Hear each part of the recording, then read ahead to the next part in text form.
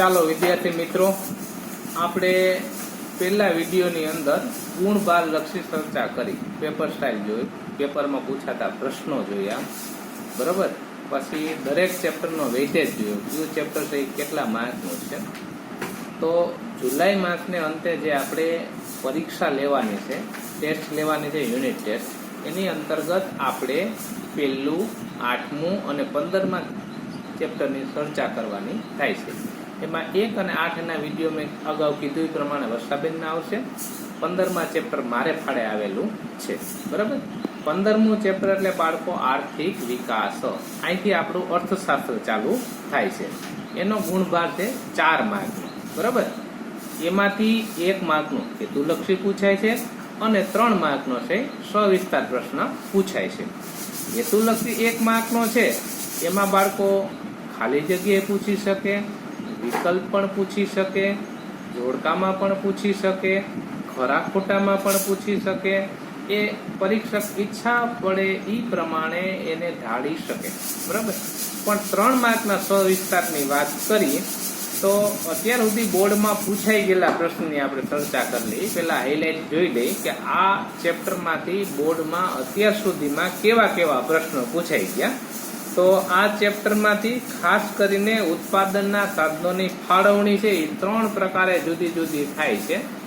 એમાં સમાજવાદી પદ્ધતિ, બજાર પદ્ધતિ અને મિશ્ર અર્થતંત્રવાળી પદ્ધતિ. એમાં ખાસ કરીને સમાજવાદી પદ્ધતિ અને બજાર પદ્ધતિના લાભ અને ગેરલાભ, આ 4 પ્રશ્નો ખાસ કરી અને 2 તફાવત છે એ અત્યાર સુધીમાં પૂછાઈ ગયા. વિગતે ચર્ચા આપણે ચેપ્ટરમાં સ્ટેપ બાય સ્ટેપ કરતા જઈએ, બરાબર. હવે આ ચેપ્ટર આમ તો બહુ લાંબુ છે, 5-7 પીરિયડને અંતે ભણાવી શકાય એવડું ચેપ્ટર છે. પરંતુ હવે આપણે બોર્ડ લક્ષી ચર્ચા કરવી હોય અને એક પીરિયડમાં મહત્વના મુદ્દાના હાઇલાઇટ કરવાના થતા હોય અને પરીક્ષા લક્ષી કરવાનું થતું હોય તો આમાં આપણે આટલા મુદ્દા ચર્ચા કરવા પડે. આર્થિક વિકાસ, વિકાસશીલ અર્થતંત્રના લક્ષણ, આર્થિક પ્રવૃત્તિ અને બિન આર્થિક પ્રવૃત્તિ, ભારતીય અર્થકરણનું માળખું, ઉત્પાદનના સાધનો, ઉત્પાદનના સાધનો માટે ફાળવણી, ઉત્પાદનના સાધનોની ફાળવણીની પદ્ધતિઓ. આટલા મુદ્દા આપણે આવરીને આ ચેપ્ટર જોવાનું છે. એટલે એને મુખ્ય બોર્ડ લક્ષી બધું આમ આવી ગયું, બરાબર. હવે જોતા જાઓ, એક એક વસ્તુ આપણે જોયું. પહેલા તો આર્થિક વિકાસ એટલે શું એ સમજી લઈએ. હવે આર્થિક વિકાસ એક એવી પ્રક્રિયા છે જે દેશની રાષ્ટ્રીય આવક માંથી લોકોની માથાદીઠ આવકમાં વધારો થાય, જેને પરિણામે લોકોના જીવન ધોરણમાં સુધારો થાય. લોકોની આવક વધે એટલે એનું જીવન ધોરણ સુધરે. હવે વસ્તુ આવી માથાદીઠ આવક. તો માથાદીઠ આવક એટલે શું? તો કે રાષ્ટ્રની કુલ આવક છે એને કુલ જનસંખ્યા વડે ભાંગો એટલે મળતો આંક. એની આ સરળ વ્યાખ્યા આ. જો અર્થશાસ્ત્ર છે ને બાળકો, એ વસ્તુ ખાસ ધ્યાનમાં રાખવાની. આના એક એક શબ્દ પકડવા પડશે, ગોખી નહીં શકાય, બરાબર. સમજીને જ તમે ચાલશો તો જ તમે વ્યવસ્થિત કરી શકશો. એટલે આનું જે શબ્દોના અર્થ છે એ સમજવા પડે. ટૂંકમાં રાષ્ટ્ર માથાદીઠ આવક તમારે વ્યાખ્યા કરવી તો ગોખો તો ન મળ્યા, પણ રાષ્ટ્રની કુલ આવકને કુલ જનસંખ્યા વડે ભાંગતા મળતો આંક એટલે માથાદીઠ આવક. એક સરળ ઉદાહરણ દ્વારા વસ્તુ આપણે સમજી. દાખલા તરીકે એક કુટુંબ છે તો એની આવક 10,000 રૂપિયો છે અને એમાં 5 સભ્યો છે. તો એક વ્યક્તિના ભાગમાં કેટલા? 2,000 રૂપિયા આવે, બરાબર. એટલે એવી રીતે એમ રાષ્ટ્રની કુલ આવક છે એને કુલ જનસંખ્યા વડે ભાંગો એટલે એક વ્યક્તિની માથાદીઠ આવક આવી જાય. પણ આ થોડુંક કાગળ માટેનું ચિત્ર છે. હવે તમે જુઓ તો મુકેશ અંબાણી છે એ કરોડો રૂપિયા કમાતો હોય અને એક ઝૂંપડપટ્ટીનો ગરીબ છે એને માત્ર 50 રૂપિયાની આવક હોય, બરાબર. એટલે માથાદીઠ આવકથી રાષ્ટ્રની ગરીબી આરે બહુ કઈ લેવા દેવા છે નહીં. એટલે ગરીબી અને ધનાઢ્ય લોકોના આ તફાવત તો આમાં રહેવાનો જ છે, બરાબર. હવે મૂળ મુદ્દા માથે આવો. એટલે આ 2 વસ્તુ આપણે આર્થિક વિકાસ એટલે શું, માથાદીઠ આવક એટલે શું, પછી આર્થિક વૃદ્ધિ અને આર્થિક વિકાસ વચ્ચેનો તફાવત. વૃદ્ધિ અને વિકાસ વચ્ચેનો તફાવત એવો છે, વૃદ્ધિ એટલે વધવું અને વિકાસ થવું એટલે વિસ્તરવું, એવા શબ્દમાં, બરાબર. દાખલા તરીકે તમને ક્યાંય ગુમડું થયું હોય, અહીંયા હાથમાં ગુમડું થયું તો મારો વિકાસ થયો એમ ન કહી શકાય. એ તમારા શરીરમાં વૃદ્ધિ થઈ, એક પ્રકારનો રોગ થયો, એનાથી ગુમડું ઉપસ્યું, બરાબર. એટલે વિકાસ છે ને એ ગુણાત્મક બાબત છે અને વૃદ્ધિ છે એ માત્ર વધારો દેખાડે છે. બરાબર. હવે વિકાસશીલ અર્થતંત્રના લક્ષણોની આપણે વાત કરી. જો વિકાસશીલ અર્થતંત્રના લક્ષણ તો ઘણા બધા છે. નીચી માથાદીઠ આવક, વસ્તી વૃદ્ધિ, કૃષિ ક્ષેત્રે અવલંબન, આવકની વહેંચણીમાં અસમાનતા, બેરોજગારી, ગરીબી, દ્વિમુખી અર્થતંત્ર, પછી પાયાની અને અપર્યાપ્ત સેવાઓ, આંતરરાષ્ટ્રીય વ્યાપારનું સ્વરૂપ. તો આમ તો ઘણા બધા છે. પણ આ પ્રશ્ન જો બાળકો વધીને વધી તમને કેટલા માર્કમાં પૂછાય? 2 માર્કમાં પૂછાય, બહુ તો 3 માં પૂછાય.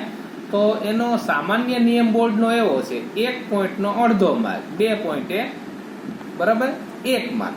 તો આમાં 3 નો પૂછાય તો વધીને વધુ તમારે 6 પોઈન્ટ લખવા પડે. પણ આમાં તો વધીને વધી તમે 4 પોઈન્ટ લખો એટલે ઇનફ છે, કારણ કે પાછું અંદરનું એનું વિવરણ આવે ને એટલે વધી જાય.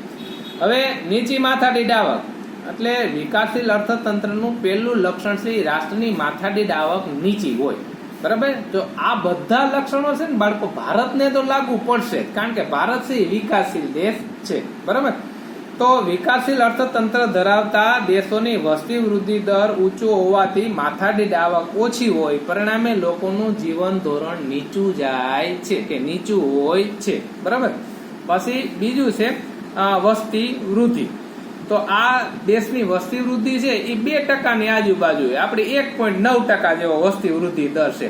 વસ્તી વૃદ્ધિ દર ઊંચો હોય ને તો બાળક છે વસ્તી વૃદ્ધિ છે ને વિકાસને ભરકી જાય છે. બરાબર. એનું એક સરળ ઉદાહરણ આપું. દાખલા તરીકે તમારી આવક છે એ 20,000 રૂપિયા છે, પણ એને બદલે એ આવક છે એ 30,000 થઈ ગઈ.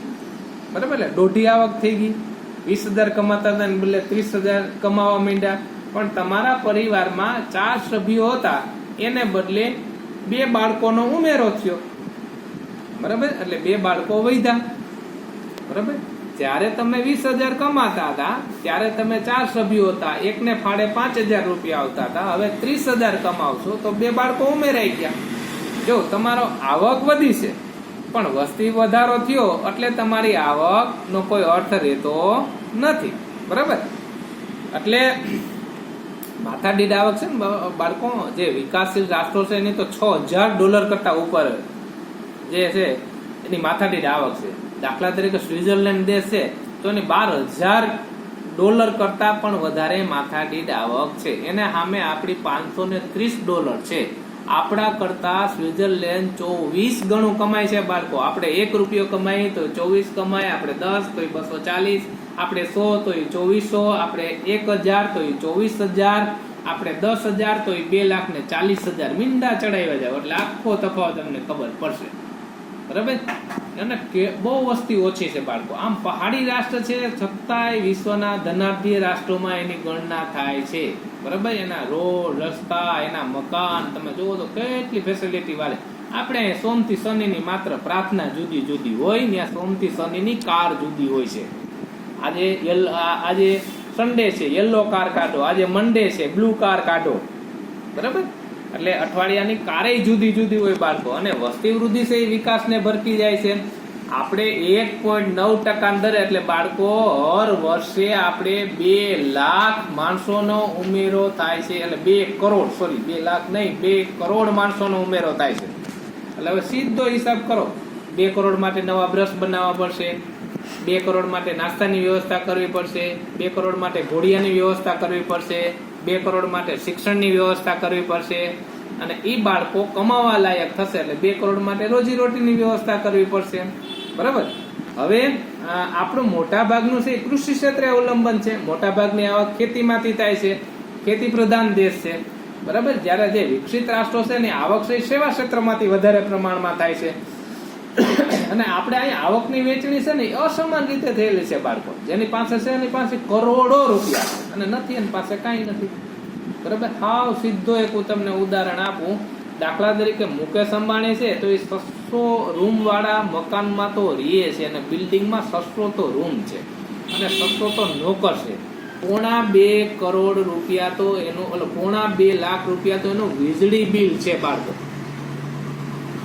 વિચાર તો કરો ને. બરાબર. અને એના જે ધર્મપત્ની છે એ પર્સ વાપરે ને એની કિંમત છે 30 લાખ રૂપિયો. 1.5 કરોડ રૂપિયાના કપમાં તો એ ચા પીવે છે. અને એ ફોન વાપરે ને એ 310 કરોડ રૂપિયાનો તો ફોન છે. એટલે આવા ધનાઢ્ય માણસો છે. અને સામે બિચારાને ઘરમાં ખાવાના ફાફા છે એવા લોકો પણ ભારતમાં રહે છે. એટલે આવકની અસમાન વહેંચણી થયેલી છે બાળકો. બરાબર. હવે આગળ ચાલો. બેરોજગારીનું પ્રમાણ ઊંચું છે અને સીધું ઉદાહરણ છે. ખાલી તલાટી મંત્રીની જાહેરાત આવે તો 12 લાખ ફોર્મ ભરે. બરાબર. આ સીધું ઉદાહરણ થયું. જાહેરાતમાં જગ્યા કેટલી હોય બાળકો? 300 હોય, 350 હોય, 3500 હોય, વધી વધીને છેલ્લે તલાટીની જાહેરાત 3500 જગ્યા. એને સામે 12 લાખ ઉમેદવારો ફાઇટ કરતા હતા. તો બીજાને શું? બીજા તો બેકાર કે બેરોજગાર થયા. પછી ગરીબીનું પ્રમાણ વધારે છે. આપણું માળખું છે દ્વિમુખી છે. દાખલા તરીકે શહેરોનો એક ધારો વિકાસ થયો છે અને ગામડાનો વિકાસ બહુ થયો નથી. શહેરોની અંદર માની લ્યો કે લોકો છે શહેરી તરફ જે દોટ મૂકે છે એનું મૂળભૂત કારણ ત્યાં વ્યવસ્થા છે. સારું શિક્ષણ, આરોગ્ય વિષયક સુવિધા, રસ્તા, ગટર, વીજળી, પાણી, આ બધી ફેસિલિટી. ખરેખર શું કરવું જોઈએ? ગામડાનો વિકાસ કરો, એને પણ આ ફેસિલિટી આપો જેથી કરીને શહેરીકરણ થતું અટકી જાય. અને હવે તો એ જરૂરી જ થઈ ગયું. તમને ખબર છે આ જે રોગ ફાટી નીકળ્યો એમાં કેવા સુરતથી હડેરાટો ફાટતો ગામડામાં આવ્યો. બરાબર. એટલે એક સમય એવો આવશે કે પાછું કૃષિ ઉપર નિર્ભર બનવું પડે. હાલો, સમય અને સંજોગો પરિસ્થિતિ વસ્તુ આખી રહે છે. હવે આ મુદ્દાની ચર્ચાઓ આપણે કર્યા પછી ભારતના અર્થકરણના માળખાનો પરિચય મેળવી લઈએ. તો બાળકો આપણે આપણું જે માળખું છે એને 3 ક્ષેત્રમાં વહેંચવામાં આવ્યું છે. એક પ્રાથમિક ક્ષેત્ર, બીજું છે માધ્યમિક ક્ષેત્ર અને ત્રીજું છે સેવા ક્ષેત્ર. હવે પ્રાથમિક ક્ષેત્ર છે તો એમાં કેવી વસ્તુનો સમાવેશ થાય? તો કે ખેતી છે, પશુપાલન છે, પછી પશુની જે વંશવર્ધન છે, મરઘા બતક ઉછેર છે, જંગલો છે, કાચી ધાતુનું ખોદકામ છે. આવી બધી પ્રવૃત્તિ છે એ પ્રાથમિક ક્ષેત્રમાં સમાવેશ થાય છે. આ વિકલ્પ, ખાલી જગ્યા, જોડકા માટે ધ્યાનમાં રાખજો. બીજી બાબત છે માધ્યમિક ક્ષેત્ર. તો એમાં તમામ ઉદ્યોગો આવી જાય. ટાંચણીથી માંડી મહાકાય યંત્ર બનાવવા સુધીના ઉદ્યોગનો સમાવેશ છે માધ્યમિક ક્ષેત્રમાં થાય છે. ત્રીજી બાબત સેવા ક્ષેત્ર. તો કે એમાં કઈ બાબતો સમાવેશ થશે? તો કે વ્યાપાર, વાહન વ્યવહાર, સંદેશા વ્યવહાર, શિક્ષણ, આરોગ્ય, બેન્કિંગ, વીમો, મનોરંજન, સેવાકીય પ્રવૃત્તિ, આ બધી વસ્તુ સેવા ક્ષેત્રમાં સમાવેશ થશે. બરાબર. હવે ઉત્પાદનના સાધનોની ફાળવણી માટેની પદ્ધતિ, એની સમજૂતી લઈએ. તો એમાં જમીન, મૂડી, શ્રમ અને નિયોજન, આ 4 વિભાગમાં વહેંચવામાં આવે. બરાબર. જમીન છે આપણને કુદરત તરફથી પ્રાપ્ત થાય છે. મૂડી એટલે અર્થશાસ્ત્રની ભાષામાં બાળકો માત્ર પૈસો જ નહીં, ઉત્પાદનની પ્રક્રિયામાં મદદરૂપ થતું કોઈ પણ સાધનને મૂડી ગણી શકાય. આ અર્થશાસ્ત્રની પરિભાષામાં સમજવાનું રહે. બરાબર. પછી શ્રમ અને નિયોજન. નિયોજન એટલે આયોજન કરનાર વ્યક્તિ. જમીન, મૂડી અને શ્રમ ત્રણેય વસ્તુ ભેગી કરી એનું આયોજન કરી અને ઉદ્યોગ ક્ષેત્રે આગળ પ્રગતિ કરે એ નિયોજન કરનાર વ્યક્તિને નિયોજક કહેવાય છે. દાખલા તરીકે રતન ટાટા. બરાબર. ટાટા એન્ડ શિલાજીન કંપનીના એકવાર જે ચેરમેન હતા તે, અને પછી મુકેશ અંબાણી છે. બરાબર. એ રીતે હવે આગળ વાત કરીએ બાળકો. હવે ઉત્પાદનના સાધનોની ફાળવણી કઈ કઈ બાબતોને લક્ષ્યમાં રાખીને કરવામાં આવે? એક તો જરૂરિયાતને ધ્યાનમાં રાખીને ઉત્પાદનના સાધનોની ફાળવણી કરવામાં આવે છે. દાખલા તરીકે જરૂરિયાત છે ને બાળકો અમર્યાદિત છે. એક જરૂરિયાત પૂરી થાય એટલે બીજીની ઈચ્છા થાય. બરાબર. પણ જરૂરિયાતને અગ્રતા ક્રમ આપવો પડે. દાખલા તરીકે તમારા પપ્પા તમને 100 રૂપિયા આપે તો એ 100 રૂપિયામાંથી તમે તમારા જરૂરી પુસ્તક, નોટ, પેન, પેન્સિલ આવું પણ ખરીદી શકો. અને એની 100 રૂપિયામાંથી તમે પાણીપુરી ખાઈ અને પિક્ચર જોઈને મજા કરી શકો. બરાબર.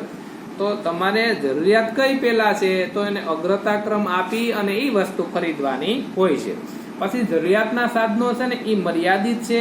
એક વસ્તુ માટે ઉપયોગ કરો એટલે બીજી વસ્તુ માટે ઉપયોગ નહીં કરી શકાય. દાખલા તરીકે જમીનનો એક ટુકડો હોય તો એની માટે તમે શાળાનું મકાને બાંધી શકો, પુસ્તકાલય બાંધી શકો, હોસ્પિટલ બનાવી શકો અને મનોરંજન માટેનો આખે ઓડિટોરિયમ પણ બનાવી શકો. બરાબર. એવી રીતે જમીનનો એક ટુકડો હોય તો એ ટુકડામાં તમે કપાસે વાવી શકો, ઘઉં વાવી શકો, એરંડા પણ વાવી શકો. આમ ગમે તે આ ટૂંકમાં ઉત્પાદનનું સાધન છે એ વૈકલ્પિક ઉપયોગ ધરાવે છે.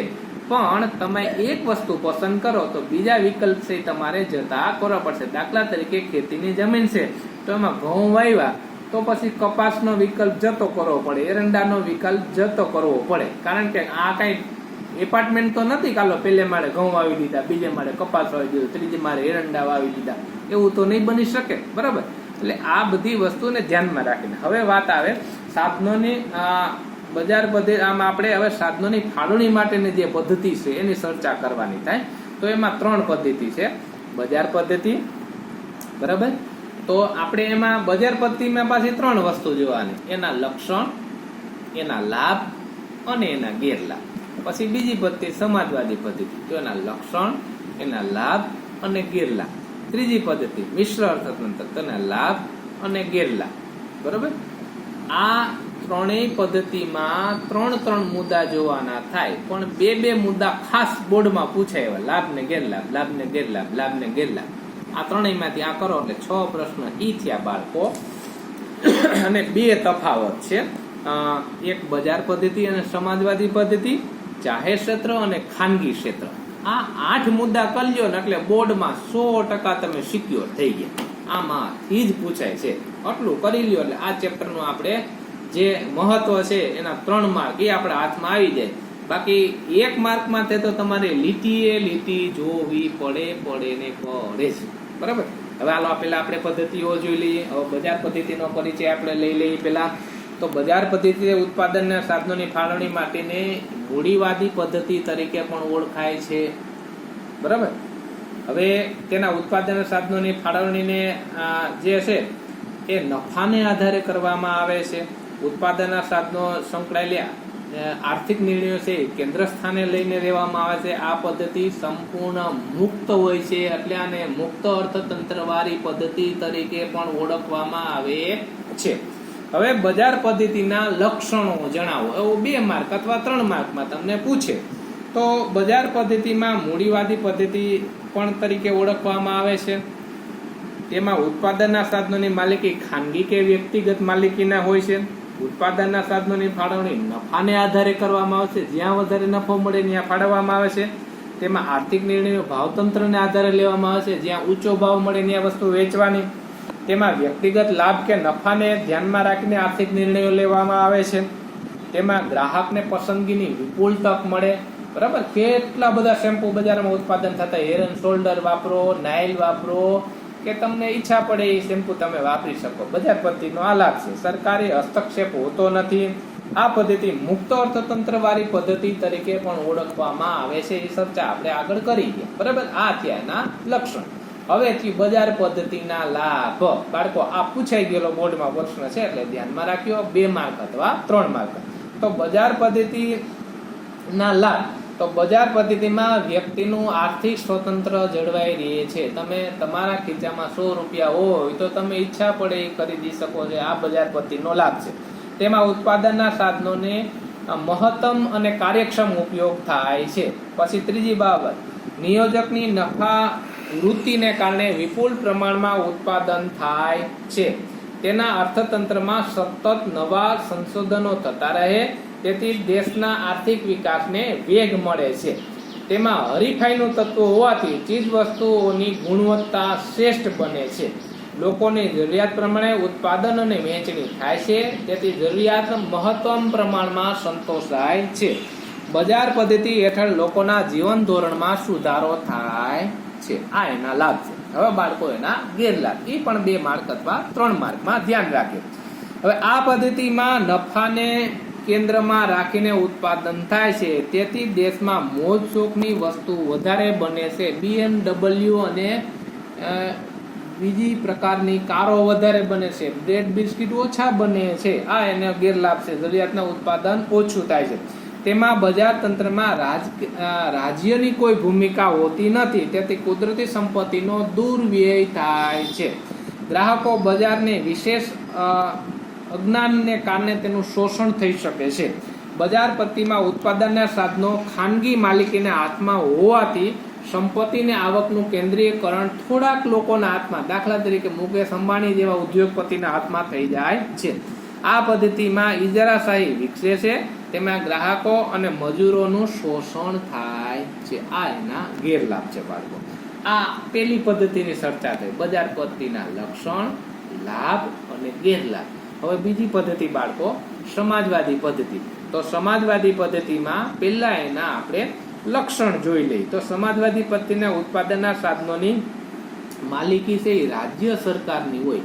આવી બાળકો અત્યારે ચીન અને રશિયામાં આવી સરકારો ચાલે છે, સામ્યવાદી સરકાર. એટલે તમામ સાધનો સરકારના, જમીને એની, મૂડી એની, ખેતી એની, ઉત્પાદનના સાધનો એના, બિયારણે એનું, ખાતરે એનું, ઉત્પાદન થાય એનું, વેચવાળી દુકાનો એનું. તો આપણું શું? તો કે આપણે મજૂર, આપણે એના ખેતરમાં મજૂરી જવાનું, જે ટૂંકમાં ધારાધોરણ પ્રમાણે નક્કી કર્યું હોય વેતન દર આપણે ના આપે.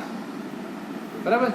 એટલે આ એની તેમાં આર્થિક નિર્ણયો રાજ્ય તંત્ર દ્વારા લેવામાં આવે. આ પદ્ધતિમાં આર્થિક પ્રવૃત્તિમાં કેન્દ્રમાં નફો નહીં પરંતુ સમાજને કલ્યાણને ધ્યાનમાં રાખવામાં આવે. તેમાં શ્રમિકોને કામને બદલે વેતન આપવામાં આવે. તેમાં વ્યક્તિ આર્થિક સ્વતંત્ર અને અંગત પસંદગીને સ્વાતંત્ર્ય હોતું નથી. તમે હેર એન્ડ શોલ્ડર કે નાઇલ શેમ્પૂની પસંદગી નહીં કરી શકો અહીંયા, કારણ કે માત્ર એક જ શેમ્પુ બનતું હોય, એ જ વાપરવાનું. બરાબર? હવે તેમાં રાજ્ય સંચાલિત કારખાના ઉત્પાદન માટે જરૂરી મૂડી, નાણું, કાચો માલ વગેરે સામગ્રી સરકાર પૂરી પાડે છે. ઉત્પાદનની વેચણી સરકાર કરે, ઉત્પાદન એ સરકારનું, પણ સામે પક્ષે તમારા બાળકોને ઉછેર, એનું શિક્ષણ, આરોગ્ય, ટ્રેનિંગ, આ બધું સરકાર ભોગવે પાછું. બરાબર? હવે સમાજવાદી પદ્ધતિના લાભ શું બાળકો? તો એ 2 માર્ક અથવા 3 માર્કમાં ધ્યાનમાં રાખ્યો. તો સમાજવાદી પદ્ધતિનો મુખ્ય લાભો નીચે પ્રમાણે છે. આ પદ્ધતિમાં સમાજની જરૂરિયાત મુજબનું ઉત્પાદન થાય છે. મોજશોખનું વસ્તુનું ઉત્પાદન ઓછું થાય છે. તેમાં ઉત્પાદનના નિર્ણય રાજ્ય તંત્ર દ્વારા લેવામાં આવે, તેથી કુદરતી સંપત્તિનો દુર્વ્યય થતો નથી. આવક અને સંપત્તિ અસમાનતા દૂર થાય છે અને ગ્રાહકનું શોષણ થતું નથી. આ એના લાભ છે બાળકો. હવે એના ગેરલાભ આપણે જોઈએ. સમાજવાદી પદ્ધતિની ખામી. તો આ પદ્ધતિમાં ઉત્પાદનના સાધનોની માલિકી રાજ્ય સરકારની હોય, વ્યક્તિગત માલિકીનું કાંઈ હોતું નથી. એટલે ઉત્પાદનને ઉત્તેજન મળતું નથી. આ એનો પહેલો ગેરલાભ છે. ગમે એટલું ઉત્પાદન કરું તો મને તો મજૂરી જ મળવાની છે, મને ક્યાં નફો મળવાનો છે. એટલે આ એક એવા મોટામાં મોટી ખામી છે. તેમાં સ્પર્ધા કે હરીફાઈના તત્વોનો અભાવ હોય, તેથી અર્થતંત્રમાં સંસાધનોની યોગ્ય ઉપયોગ થતો નથી. આ પદ્ધતિમાં વ્યક્તિગત સ્વતંત્ર મેં કીધું એમ જળવાતું નથી. તમારે બજારમાં જે વસ્તુ મળે છે એ જ વાપરવાની થાય. તેમાં અર્થતંત્ર રાજ્ય સંપૂર્ણપણે રાજ્યનો હસ્તક્ષેપ હોય છે, તેથી અમલદારી શાહીનો ભય વધારે રહે છે. આ એનો ગેરલાભ છે. હવે ત્રીજી પદ્ધતિ બાળકો આપણે જે મેં તમને કીધી, મિશ્ર અર્થતંત્ર વાળી પદ્ધતિ. તો મિશ્ર અર્થતંત્રની પહેલા વ્યાખ્યા સમજી લ્યો. એટલે આમાં જો બજાર પદ્ધતિ છે ને સંપૂર્ણ મુક્ત છે, બરાબર. સમાજવાદી પદ્ધતિ છે સંપૂર્ણ બંધ્યા છે. તો એમાંથી બેમાં મધ્યમ માર્ગ કરીને એક જે પદ્ધતિ વિકસાવવામાં આવી તેને મિશ્ર અર્થતંત્ર વાળી પદ્ધતિ કહેવામાં આવે. દાખલા તરીકે ભારત, ફ્રાન્સ, ઇંગ્લેન્ડ, આ પદ્ધતિ ચાલે છે અત્યારે બાળકો. તો એની વ્યાખ્યા, મિશ્ર અર્થતંત્ર એટલે એવી આર્થિક પદ્ધતિ કે જેમાં જાહેર અને ખાનગી ક્ષેત્રનું સહઅસ્તિત્વ હોય. બંને ક્ષેત્રો એકબીજાને હરીફ નહીં પણ પૂરક બનીને કામ કરતા હોય. હવે સાધનોની ફાળવણી એમાં કઈ રીતે થાય? તો કે મિશ્ર અર્થતંત્રમાં ખાનગી અને જાહેર ક્ષેત્ર બંનેનું સહઅસ્તિત્વ હોય. ભારે ઉદ્યોગ, સંરક્ષણ સામગ્રીના કારખાના, રેલવે, વીજળી, સિંચાઈ, રસ્તા વગેરે ખાનકાના ચાવીરૂપ જે ઉદ્યોગો છે એ જાહેર સરકાર હસ્તકના હોય અને એની માલિકી રાજ્ય સરકારની હોય. જ્યારે કૃષિ, વ્યાપાર, ઓછું મૂડી રોકાણ, ઓછા વપરાશી ઉદ્યોગ, ઉત્પાદનના ઉદ્યોગ છે એ ખાનગી ક્ષેત્રની માલિકીના હોય છે. હવે મિશ્ર અર્થતંત્ર બજાર છે સંપૂર્ણ મુક્ત હોતું નથી. દાખલા તરીકે સમાજમાં અનિચ્છનીય વસ્તુનું ઉત્પાદન અટકાવવા માટે સરકાર એની માટે કરવેરા નાખે છે.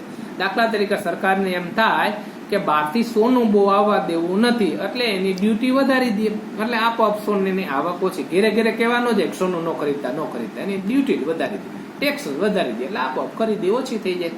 બરાબર. હવે પછાત વિસ્તારોમાં ઉદ્યોગ સ્થાપવું હોય ને તેમાં છૂટછાટ આપે. રાજ્યમાં ખેત પેદાશો માટે લઘુત્તમ ભાવ અને ટેકાના ભાવની નીતિ અમલમાં મૂકવામાં આવે. હવે બે મેં તમને જે મુદ્દા મહત્વના કીધા હતા, આ બે પ્રશ્ન પણ બોર્ડમાં 3 માર્કમાં પૂછે. એમાં બજાર પદ્ધતિ અને સમાજવાદી પદ્ધતિનો તફાવત. તો બજાર પદ્ધતિને મૂડીવાદી પદ્ધતિ તરીકે ઓળખવામાં આવે, ત્યારે સમાજવાદી પદ્ધતિને આર્થિક પ્રપત્તિના ઉત્પાદનના સાધનોની માલિકી રાજ્ય સરકારની હોય છે. બજાર પદ્ધતિમાં છે એ માલિકી કેની હોય? તો માલિકી સંપૂર્ણ માલિકી સ્વતંત્રતા હોય અને ઓમાં સરકારની હોય. તો આ પદ્ધતિના આર્થિક નિર્ણયો લાગુ છે એ ભાવતંત્રને દ્વારા લેવામાં આવે છે બજાર પદ્ધતિમાં. ત્યારે આ પદ્ધતિમાં નિર્ણય છે એ રાજ્ય દ્વારા લેવામાં આવે છે. હવે આ પદ્ધતિમાં વ્યક્તિ આર્થિક સ્વતંત્ર અને અંગત પસંદગીનું સ્વાતંત્ર્ય ભોગવે છે, અને સમાજવાદી પદ્ધતિમાં પોતાનું કોઈ સ્વતંત્ર છે એ ભોગવી શકતો નથી. આ પદ્ધતિમાં ઉત્પાદનના નફાને ઉદ્દેશીને જ કરવામાં આવે છે, જ્યારે સમાજવાદી પદ્ધતિમાં નફાનું કોઈ મહત્વ હોતું નથી, પણ લોકોની જરૂરિયાતની વસ્તુ બની જાય એ જ વસ્તુ જોવાનું હોય. હવે બજાર પદ્ધતિમાં હરીફાઈનું તત્વ હોય છે, જ્યારે સમાજવાદી પદ્ધતિમાં હરીફાઈના તત્વોનો અભાવ હોય છે. હવે આ પદ્ધતિમાં સમાજમાં ગરીબ અને ધનિક વર્ગ એવો ભેદ સર્જાય છે બજાર પદ્ધતિમાં, જ્યારે સમાજવાદી પદ્ધતિમાં એ વર્ગ ભેદ છે એ નાબૂદ કરવામાં આવે છે. વર્ગ વિહીન સમાજ રચનાની ઉદ્દેશ્ય હોય છે. આ એક તફાવત થયો બાળકો. હવે બીજો તફાવત જાહેર ક્ષેત્ર અને ખાનગી ક્ષેત્રનો તફાવત. બરાબર? તો જાહેર ક્ષેત્ર અને ખાનગી ક્ષેત્ર, તો જાહેર ક્ષેત્ર સમાજની માલિકીના ઉત્પાદનનો એકમ છે, જ્યારે ખાનગી ક્ષેત્ર એટલે વ્યક્તિગત માલિકીના ઉત્પાદનનો એકમ છે. જાહેર ક્ષેત્રમાં એકમનું સંચાલન રાજ્ય નિયુક્ત પગારદારો કરે છે, જ્યારે ખાનગી ક્ષેત્રમાં એકમનો માલિક સંચાલન કરતો હોય અથવા ભાગીદાર કરતો હોય. હવે જાહેર ક્ષેત્ર છે એમાં ભારે ચાવીરૂપ ઉદ્યોગ, સંરક્ષણ સામગ્રીના ઉત્પાદનના સાધનો, દાખલા તરીકે રેલવે, કારખાના, વીજળી, બેંકો, સિંચાઈ વગેરે છે, આ ક્ષેત્રની માલિકી જાહેર ક્ષેત્રની હોય છે. જ્યારે ખાનગી ક્ષેત્રમાં ખેતી, છૂટક અને જથ્થાબંધ વેપાર, નાના ઉદ્યોગ, ગૃહ ઉદ્યોગ વગેરેની માલિકી રાજ્ય સરકારની હોય છે. બરાબર? હવે વિપુલ મૂડીરોકાણની જરૂરિયાત, પછી સામાજિક કલ્યાણ તેમજ રાષ્ટ્રીય સુરક્ષા માટે મહત્વના હોય છે. તેના ઉત્પાદન જાહેર ક્ષેત્ર માટે અનામત રાખવામાં આવે છે, ત્યારે વપરાશી વસ્તુના ઉદ્યોગ, ઓછા મૂડીરોકાણ તેમજ ઓછું મૂડીરોકાણ ધરાવતા ક્ષેત્રનો સમાવેશ ખાનગી ક્ષેત્રમાં કરવામાં આવે છે. હવે જાહેર ક્ષેત્રમાં અમુક સેવાઓ છે ઉત્પાદન રાજ્યમાં ઇજારો ધરાવતું હોય, અને કેટલીક વસ્તુનું ઉત્પાદનની ગુણવત્તા જળવાતી નથી, અને ખાનગી ક્ષેત્રમાં આ વ્યક્તિગત દેખરેખ નીચે ઉત્પાદન થતું હોય, એટલે ક્વોલિટી વાળું ઉત્પાદન થાય છે.